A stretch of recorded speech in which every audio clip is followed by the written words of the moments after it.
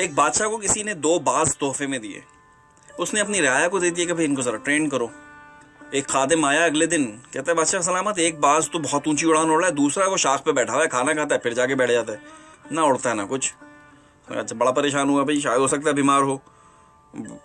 جانوروں کے ڈاکٹر کو بلایا, اس نے دیکھا, اس نے کہا بھائی ہٹا کٹا ہے, صحت مند ہے, پتہ نہیں اڑ کیوں نہیں رہا. اس نے کہا یار کسی ماہر کو بلاؤ.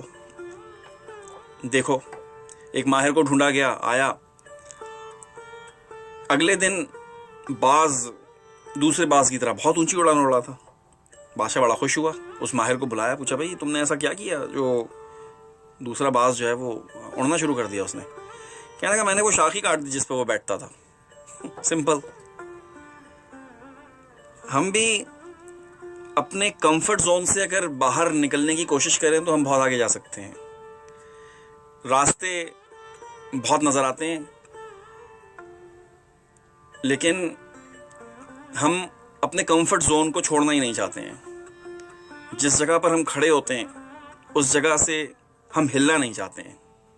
ہم شاید ڈرتے ہیں کہ جو ہے شاید وہ بھی نہ چلا جائے. ایسا نہیں ہوتا. آپ دریا میں کودیں گے تو آپ کو پتا چلے گا کہ آپ کتنے بڑے تارو ہیں. ایک دفعہ رسک تو لینا پڑتا ہے. کیلکولیٹڈ رسک لیں, لیکن لیں ضرور.